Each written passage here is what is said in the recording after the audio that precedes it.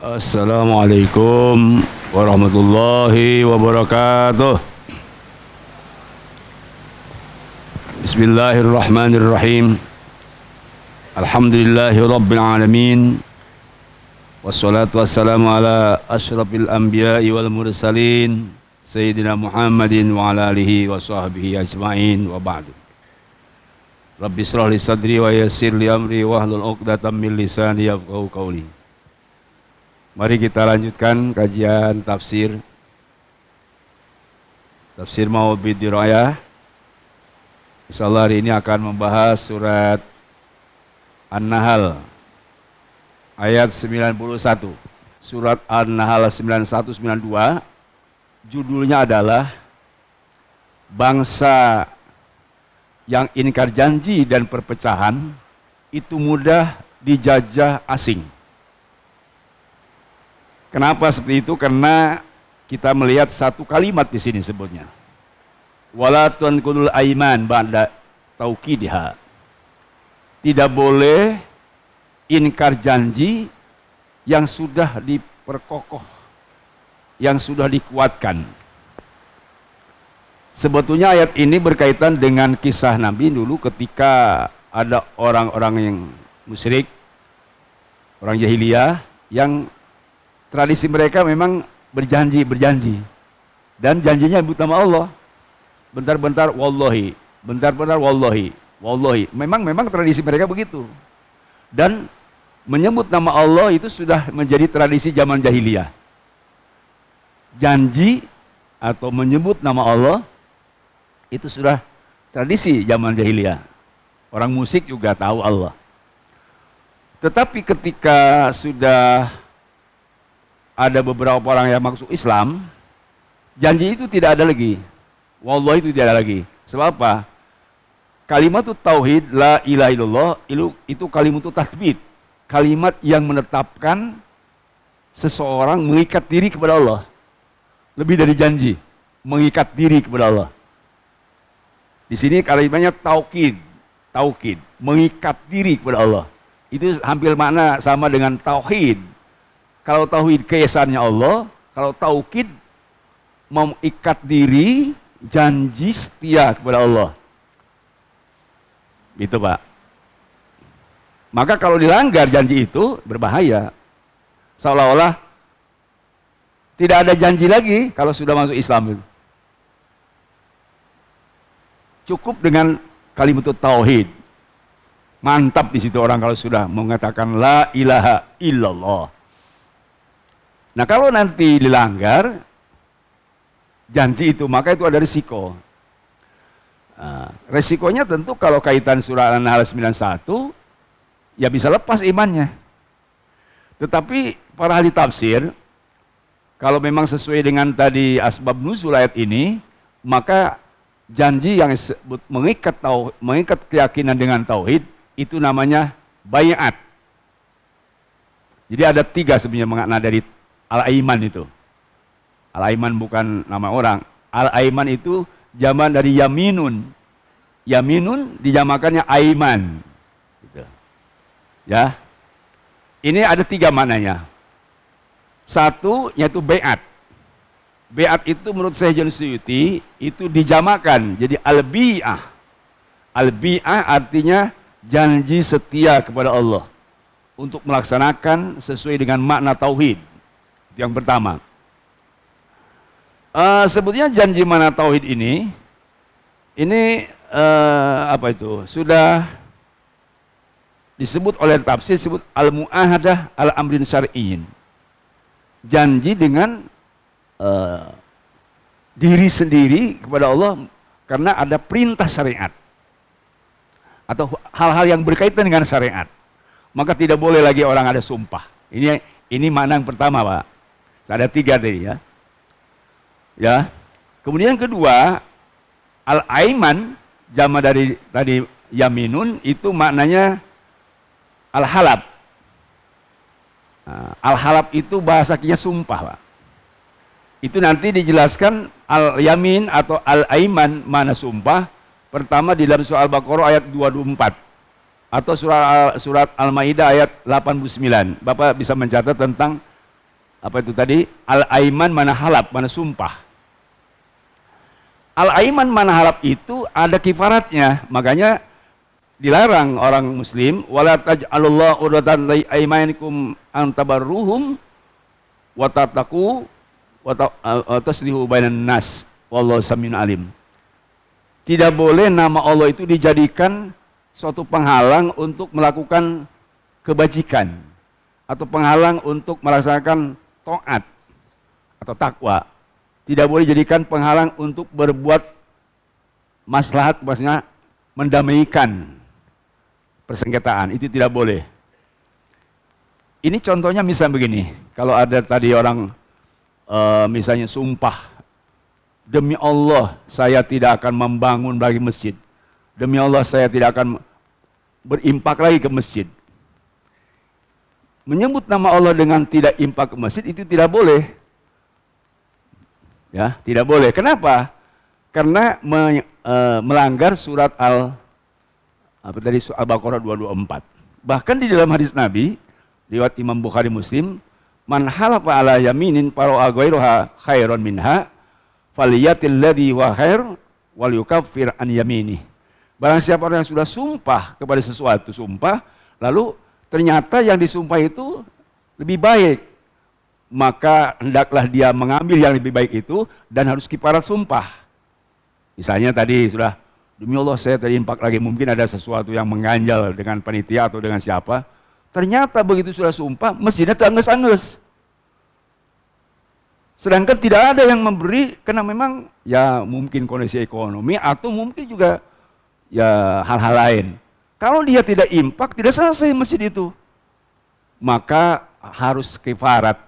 Kifaratnya jelaskan oleh Al-Quran, sebab kalau tadi diniatkan sumpah serius, karena Allah serius, itu kan bertentangan juga dengan firman Allah. La yukhaidukumullahu billagwi fi aymanikum walakin yuakhidukum bima aqadatul aiman. Memang kalau kita latah nyebut nama Allah di dalam ayat surat Al-Maidah 89, memang tidak ada hukuman, tidak. Tapi kalau serius tadi menyebut nama Allahnya itu sumpah betulan, maka itu tadi ada kifarat. Sebab yang ada sanksi hukum dari sumpah disebut kifarat, itu yang diniatkan dengan hati. Sama dengan tadi nyuruh pulang kepada istri, pulang kamu ke rumah orang tuamu, tinggalkan saja aku, nah, misalnya. Itu kalau niat nolak jadi, tapi kalau tidak niat mentalak nggak jadi. Itu sama sumpah juga itu. Jadi kalau dia sudah betul-betul serius sumpahnya tuh, kemudian ternyata yang disumpahnya lebih baik kalau dia berimpak, maka itu harus kifarat.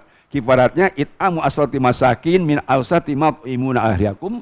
Oke, suatu pertama harus mengeluarkan makanan 60 untuk orang miskin atau pakaian. Bisa bentuk makanan, bisa pakaian, 60 miskin. Dan kalau tidak punya, maka dia harus memerdekakan hamba sahaya. Tahriru raqabatin. Famalam yajid fasyamu sasa'ayyam. Barang siapa yang tidak mampu untuk tadi memberi makanan 60 miskin atau tidak mampu memberikan hamba saya, maka harus puasa 3 hari. Dzalika kafaratu aymanikum idza halaftum wahfadhu aymanakum. Itulah hukuman atau sanksi bagi orang yang sudah sumpah atau melanggar sumpah. Apabila disumpah dia harus kifarat tadi itu. Makanya ihfadhu aymanakum. Hati-hati dengan bersumpah. Ya, apalagi nanti kalau ada sebut sumpah ilah atau dihar, oh itu lebih lagi. Kalau dihar itu dijelaskan di dalam Al-Qurannya bahwa orang yang kamu itu seperti ibu saya, atau kamu itu sebenarnya statusnya pengganti ibu saya aja ya, sama Aisyah ngomong begitu, itu dihar Pak. Kalau sudah yang ngomong begitu, itu mendihar, itu mah agak berat. Kifaratnya dia pertama 4 bulan tidak boleh bergaul sama istri. Atau ngomong begini, demi Allah saya tidak akan menggauli kamu lagi. Itu mah agak berat Pak. Pertama, sebelum dia memerdekakan hamba saya, ya hamba saya, kemudian atau memberi makanan, atau puasa. Puasa dulu atau memberi makanan kepada miskin 60. Kalau Bapak jangan coba-coba, itu sumpah ilah namanya ya. Saya tidak menggauli lagi pada kamu. Itu sebelum Bapak nanti hubungan harus ada kifaratnya, ibarat dihar namanya, atau kifarat ilah ya. Itu berat. Saya ada dalam kisah kan, ya Rasulullah saya kecelakaan. Kecelakaan apa kamu? Saya bersumpah tidak menggauli istri saya. Sedangkan saya menyesal. Sekarang saya menyesal banget tuh. Ternyata saya ya pengen melakukan sesuatu seperti sebelum saya sumpah. Sabda Nabi, oh kamu harus memerdekakan hamba saya. Oh gitu ya. Berapa? Ya hitung aja, kalau 10 juta ya belikan 10 juta. Oh enggak punya saya 10 juta. Ya kalau begitu kamu puasa aja, puasa 2 bulan berturut-turut 60 hari, gak boleh batal. Oh gitu. Tapi nggak kuat juga saya puasa, suka sakit-sakitan. Nah, kalau begitu kamu infak aja untuk 60 miskin, cari tuh di kampung kamu. Ada nggak? Baru kamu boleh hubungan suami istri. Ya pulang. Begitu nyari, ya Rasulullah, nggak ada yang miskin di kampung saya kecuali saya. Saya bilang, udahlah, kalau gitu kamu boleh, memang nggak ada lagi yang miskin. Itu begitu prosesnya tuh. Saking tadi tidak boleh apa? Sumpah ilah. Saya kira ini kaitan dengan makna yang kedua. Ya, sebetulnya ya saya jelaskan juga karena tadi sumpah itu kan ada mana al-aiman, yamin. Tapi dalam surat An-Nahl 91 ini aiman ini bukan mana sumpah. Apa maksudnya? Yaitu yang ketiga. Saya lihat seluruh ahli tafsir, Pak, terutama Imam Jalil Suyuti. Jadi sumpah di sini adalah al-mu'ahadah. Al-mu'ahadah. Sumpah itu artinya ada apa? Apa namanya? Janji setia. Nah, al-mu'ahadah. Bukan di dalam tafsir Ibnu Katsir wal mawathiq. Ikatan janji setia untuk menegakkan kebenaran. Sumpah dan berjanji untuk menegakkan kebenaran atau untuk melaksanakan tugas yang berat. Ini bukan baiat, Pak. Bukan baiat al-muahadah itu. Makanya di dalam tafsirnya kullu ma yalzamul insan al-wafa'abih. Setiap sesuatu yang diwajibkan manusia untuk dipenuhi janji dan sumpahnya, itulah disebut tadi al-aiman.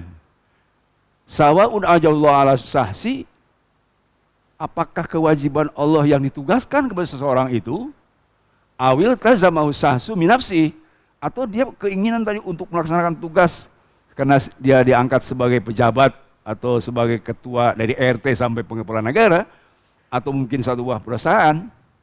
Nah ini namanya al-mu'ahadah. Itu tidak ada kifarah, itu harus dilaksanakan. Ya, berbeda dengan akad nikah nanti hadisnya lain lagi. Ini al-mu'ahadah di sini al-mu'athiqah, sesuatu yang bisa kokoh kuat, maka dia sumpah. Nah, misalnya begini, demi Allah saya sebagai kepala daerah, saya akan melaksanakan tugas saya sebaik-baiknya dengan melaksanakan Pancasila dan Undang-Undang Dasar 1945. Kalau itu sumpah, itu al-mawathiq namanya.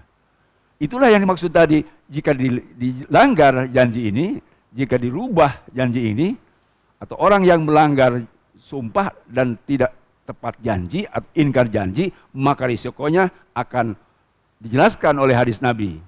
Apa itu hadis Nabi? Itu sesuai judul. Ma naqadul kaumun al-ahda illa sullitu alaihim aduwuhum. Tidak ada suatu bangsa atau negara yang ingkar janji dan sumpah palsu, maka dalam bahasa sekarang dijajah. Penjajah itu, Pak, berbeda dengan tamu. Makanya di dalam surah Al-Imran 197, la yagurannaka taqallubul ladzina kafil bilad bata'un qalil. Jadi penjajah itu untuk mencari sesuap nasi atau untuk mencari dunia. Itu penjajah. Kalau di negara lain ke sini untuk menjabar Islam, itu bukan penjajah, dakwah atau dai. Jadi dijajah itu artinya tidak sejahtera lagi. Dan akibatnya tadi ya sengsara. Kenapa? Karena tadi ada pelanggaran sumpah. Dan mudah-mudahan ini tidak ada ya. Sebab nanti kita akan ada proses berikutnya. Tetapi kalau yang sudah terjadi ternyata sudah ada, maka kasih tahu. Harus ditepati janji itu. Jangan pula 190 janji.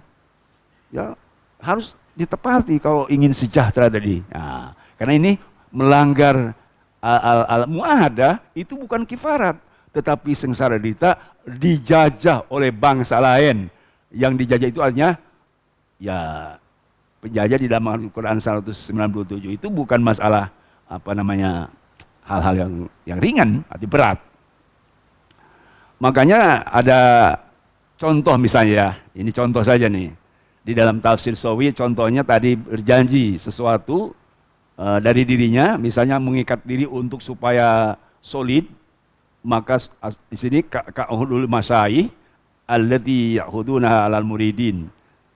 Ada seorang guru atau lembaga, dia membuat aturan yang tidak bertentangan dengan syariat dan kemudian dikokohkan, disetujui oleh seluruh murid dan pengurusnya, maka bi annahum yulazimu ta'atallah seluruh yang sudah terikat janji itu maka wajib melaksanakan apa yang sudah disepakati. Apakah itu yayasan, apa namanya perusahaan atau lembaga swasta atau mungkin lembaga negara, itu harus dipatuhi janji-janji itu. Ya, makanya tadi termasuk konstitusi yang dibuat oleh para wakil kita itu adalah sebuah ma'ahid, ya ikatan sudah yang harus dilaksanakan. Kenapa? Sebab mereka wakil kita, membuat aturan untuk dilaksanakan kembali kepada kita.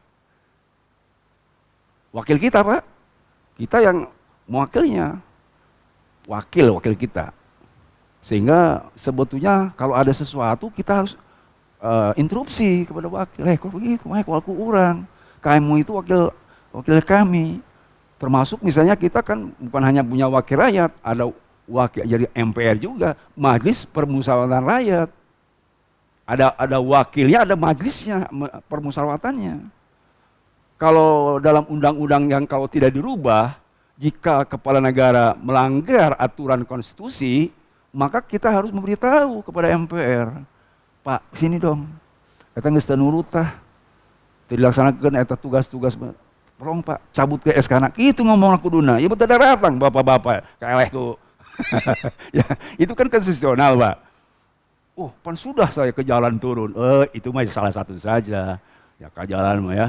Tapi sebetulnya yang paling pas itu kita datang rame-rame ke MPR, Pak, tolong tuh, pan bapak wakil kami, pengabejaan kan. Kalau bapak begitu kan tidak dilanggar, Pak. Ya, jadi saya kasih contoh saja, Pak, supaya apa? Ayat ini tidak berhimbas kepada kita. Di surat Al-Sud kemarin yang sudah sampaikan, itu ayat 60-61 kan sudah jelas. Wa ansa'akum minha, Allah yang menciptakan kamu dari tanah, minal ardi, wa ansa'akum minha, dan Allah memerintahkan kepada kamu untuk memakmurkan bumi itu yang kamu lahir di situ. Namanya tanah air Indonesia aku. Kita lahir di Indonesia, wajib memakmurkan. Itu ada 3 tafsirnya. Kalau menurut saya Janus Suyuti itu ya'tamiruna tastakuna. Kamu memakmurkan tanah itu sehingga kamu bisa tenang buat rumah di situ. Tapi kalau Ibnu Katsir tamiruna wa taskiruna, kamu punya tugas memakmurkan bumi itu dan kamu sibuk untuk melayani orang. Beda dengan Zamasari. Kalau Zamasari, Anallah amarakum bitamir. Allah mewajibkan kepada kamu untuk memakmurkan negeri ini. Seperti kita takmirul masjid kan memakmur masjid. Meskipun kita mungkin memakmur masjid sifat ruhiyahnya, hanya ke masjidnya. Padahal saya lihat di dalam tafsir Sofwatul Tafasir, sebut takmir masjid itu masuk albina, membangunnya. Jadi inama ya'muru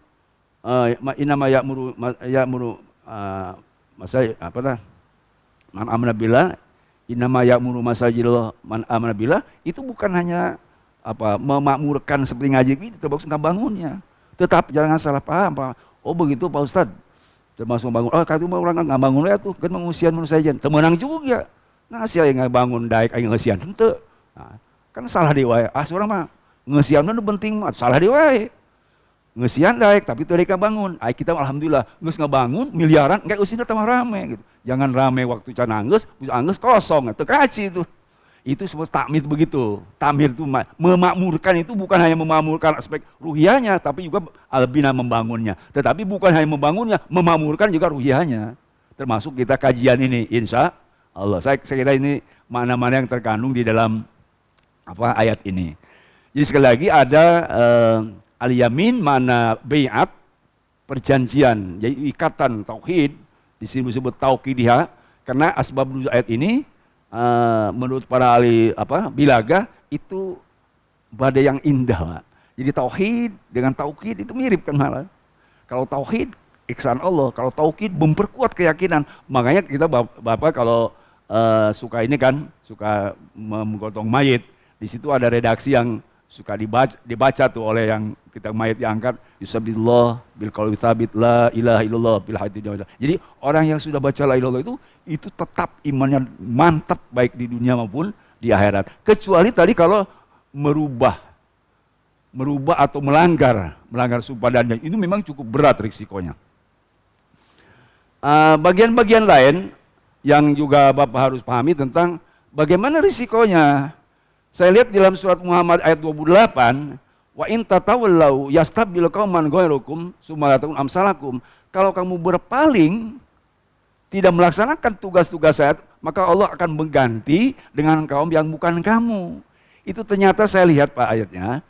Kalau ini misalnya kita punya suatu lembaga atau perusahaan atau negara, lalu kita tidak taat, itu sejak dulu Allah mengganti kepada yang lebih baik.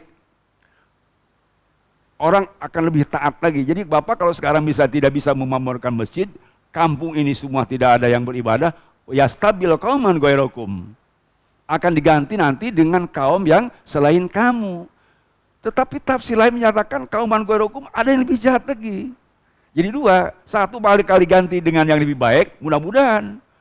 Kalau Bapak tadi memanai bahwa ini adalah pelanggaran, lalu Bapak sadar tobat, maka penggantinya lebih baik.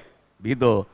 Tapi kalau sekarang ada pelanggaran sanksi, sumpah dan janji, lalu tidak tobat kepada Allah, maka akan diganti yang lebih jahat.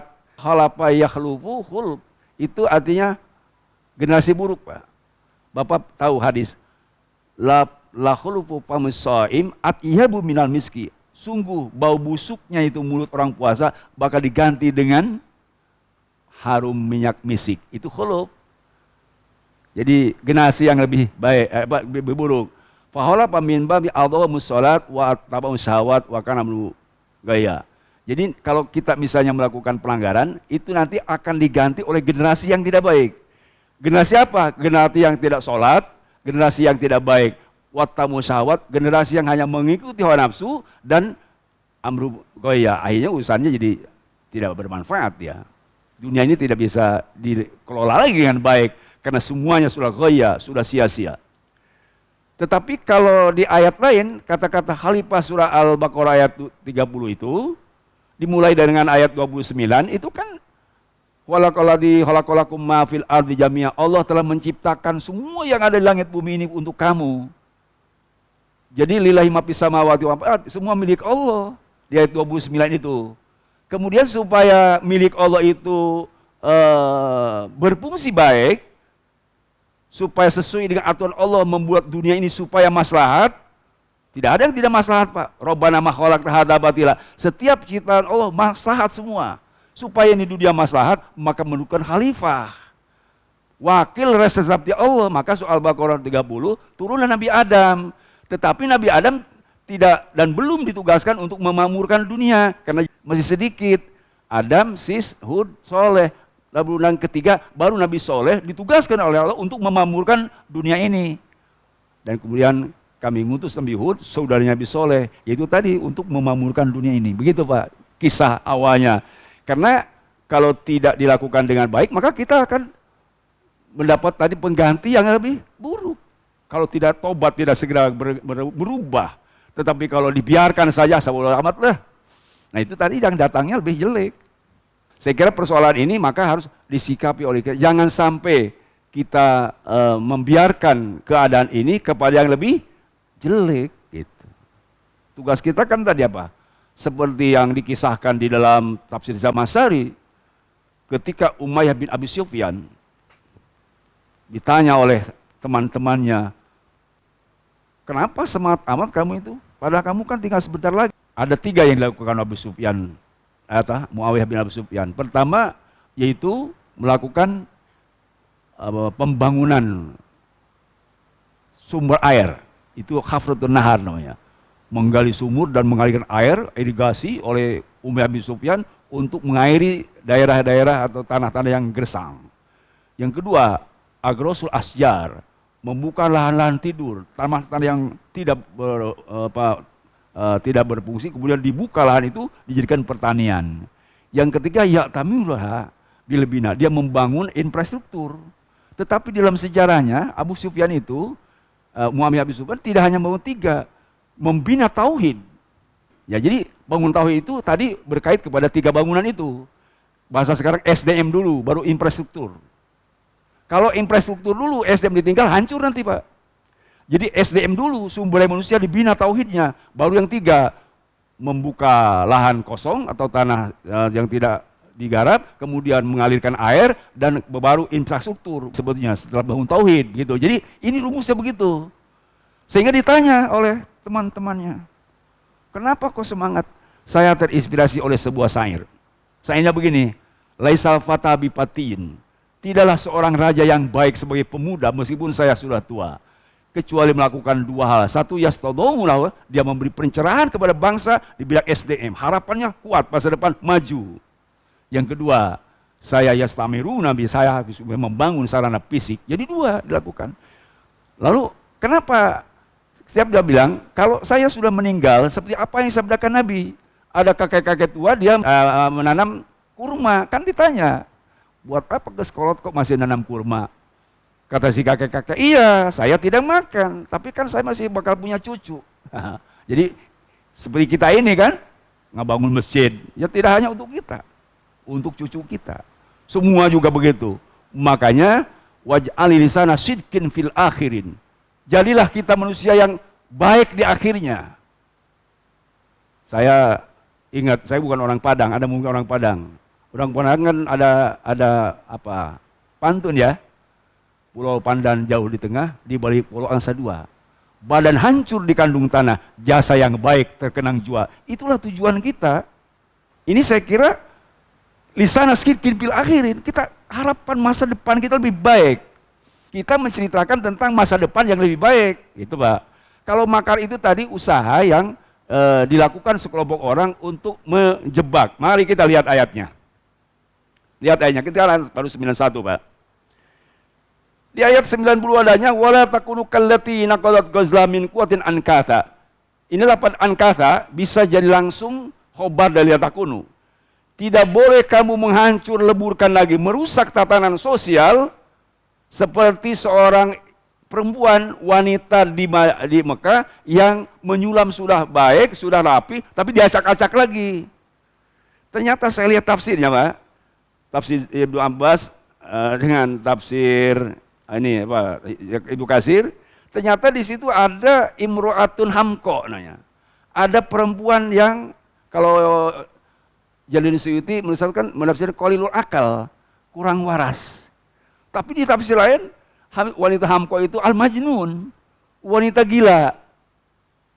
Jadi wanita gila ini Pak menyulam dari pagi sampai sore, sudah bagus, dirusak.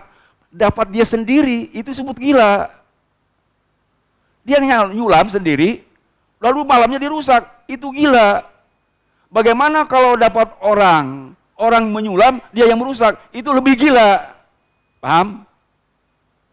Jadi gila ini ternyata dia nyulamnya dari pagi sampai sore lalu dirusak. Itu hamko, majnun. Beda dengan mazdub, Pak. Kalau mazdub, itulah sufi, orang yang melihat dunia ini maya, tetapi yang muncul al-ghaibah itu mazdub. Itu para waliullah. Bapak ngaji hikamnya setiap minggu, insya Allah jadi mazdub, Pak. Dunia itu hilang, Pak, nanti kalau sudah ngaji hikam. Tapi yang ada adalah akhirat. Itu mazdub. Kalau majnun itu hilang akal. Jadi kalau sudah merubah janji atau ingkar janji sama dengan seorang perempuan tadi yang gila.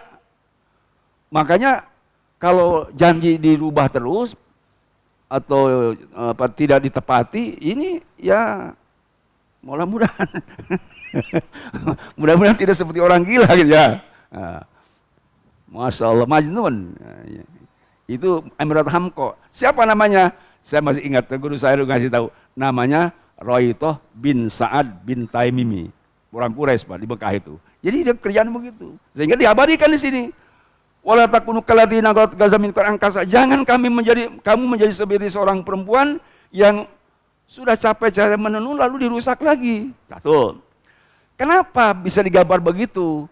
Karena ini kaitan dengan al-hidah asyasa, strategi untuk mengatur negara. Bagaimana caranya? Lihat. Bisa gila kenapa? Tattakhiduna bainakum mudakhalan bainakum antak ummatan hiya arba min ummatin. Kamu menjadikan sumpah itu bukan untuk memperbaiki, tapi dakholan bainakum, dakholan itu pada tafsirnya dia menjadi apa? Bersumpah atau berjanji itu untuk menipu, untuk hidaah, memakar, untuk menipu, ngabohongan orang. Dakholan itu. Saya lihat tafsirnya al-dakhal di sini adalah al-aib, itu ma yadkhulu, sesuatu yang dimasukkan min ghairi jinsi, bukan jenisnya. Itulah orang yang masuk ke setempat yang tujuannya untuk membuat makar. Saya kasih contoh, Pak. Ini gelas bersih, ya. Lalu dimasukin ke comberan. Itu gila. Itulah disebut dakholan. Jadi masuknya kepada suatu tempat, suatu keadaan bukan untuk membuat kebaikan, tetapi sudah punya rekayasa yang jahat. Itu dalam bahasa hukum merencanakan kejahatan atau berencana untuk membunuh. Kan beda hukumnya. Kan ada tiga.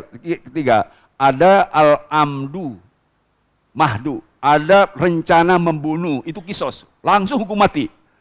Jadi yang pertama sengaja atau berencana membunuh, yang kedua kesalahan membunuh, ketiga tidak sibu amdin. Ini contohnya. Kalau misalnya sengaja berencana membunuh, ya berencana sejak awal mau berencana membunuh. Contohnya begitu. Mau membunuh seorang, lalu ngebunuh, itu namanya rencana membunuh. Ada yang tidak rencana membunuh. Dia misalnya membawa mobil atau mobil contohnya, lalu pas sedang bawa mobil nabrak orang. Nah, itu tidak sengaja ngebunuhnya, meskipun ya itu namanya sengaja, seperti apa? Seperti benar membunuh tapi tidak ngebunuh, tidak niat membunuh lah gitu. Sebab dia bawa mobil. Ya, itu beda hukumnya. Itulah yang kemudian nanti diproses hukum. Ada yang kesalahan total. Misalnya kesalahan total itu dia sedang nembak burung kena sama orang, atau nembak babi kena sama orang. Itu beda hukumnya. Yang diproses itu adalah yang amdan, yang sengaja membunuh atau yang membunuh. Tapi itu harus ada data. Datanya apa? Datanya ya ada yang dibunuh dan ada alat yang membunuh. Itu datanya. Ada alatnya, ada waktunya, ada tempatnya, tapi jangan dirubah-rubah tempatnya. Ya, ada datanya orang yang dibunuh, ada alatnya, itu sudah jadi pembunuhan. Nah, di dalam itu dam, ada irok dam. Saya kira itu cukup jelas di dalam hukum Islam itu. Sekali lagi, ini kalau tatakhinu aimanakum daholam bainakum, kenapa? Antakuna ummatun hiya arba min ummatin. Dia masuk ke satu lembaga lalu sumpah karena melihat umat Islam lebih banyak daripada yang lain.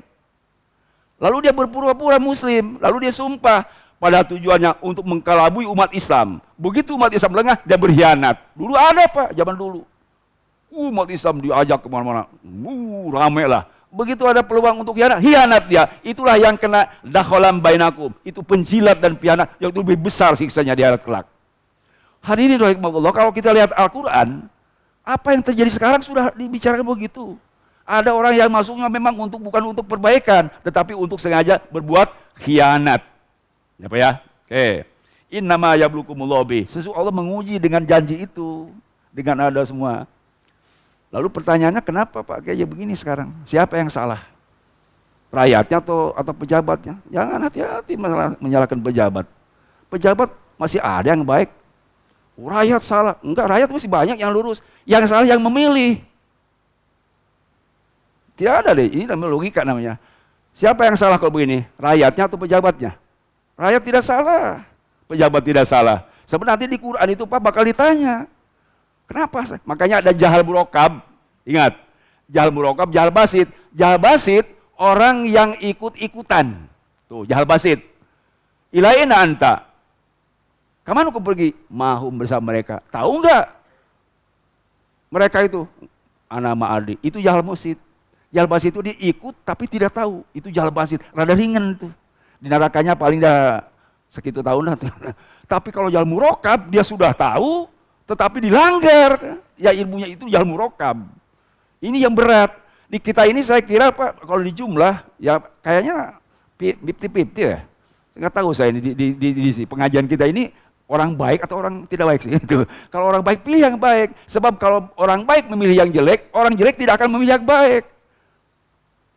Gitu. Jadi yang salah yang memilih. Makanya tahun 2024 masih jauh sih. Ya. Ya pilih yang baik itu. Nah, kenapa pilih yang menurut kita kan orang kan gelis cek orang, ya gelis cek batu, perebut atau pemajikan. Cek orang gelis kajateng ini oke gelis geus gitu. Jadi kumaha cek orang baik nah, dan kita istihoroh. Baru istilah musyawarah gitu. Moang baru insyaallah ya. Ini kaitan dengan tadi sekali lagi ayat ini menjelaskan tentang negara atau bangsa yang melanggar janji dan sumpah akan mudah dijajah bangsa lain. Supaya negara kita bangsa kita dijajah, maka tepati janji itu. Terutama kita menepati janji aturan yang dibuat oleh para wakil rakyat. Insya Allah kita taat. Asal saja, ya sesuai. Tetapi kalau memang wakil kita, kalau ada sesuatu kita datang ke wakil. Itu secara konstitusional. Menurut saya mau gitu. Ayo rame-rame datang. Rame-rame datang bejaan. Ini udah negara sudah begini. Tapi itu tadi cekis dasad wakil anu ya lebih apa? Lebih hebat daripada yang mewakilinya. Nasib aja gitu. Makanya tadi siapa yang salah? Iya. Siapa yang salah? Wallahu alam, salah yang memilih. Nah, makanya jangan salah memilih lagi. Baik, Bapak-bapak, mudah-mudahan ada manfaatnya. Meskipun saya terbata-bata ngomongnya, tapi tujuannya benar saya itu sebenarnya. Cuman kalau salah ya lisan aja dah. Cuma biasa, lisan saya suka salah, sekolot malum. Kalau encan sih ya, karena 65 ya. Orang kene 35 dibanding 70 ya. Dan mata saya geus lamur, Pak, deket. Jauh teu katempo, jauh mah. Kecuali duit pasti katempo jauh. Pokoknya sih jauh. Jadi ini penyakit, saya penyakit semua sih ya. Baik, sekali lagi mudah-mudahan Allah mengampuni dosa kita, memaafkan kesalahan kita, dan akhirnya kita wafat husnul khotimah mendapat tidak Allah Subhanahu wa taala. Subhanakallahumma bihamdik, asyhadu an la ilaha illa anta astaghfiruka wa atubu ilaik. Walhamdulillahirabbil alamin. Assalamualaikum warahmatullahi wabarakatuh.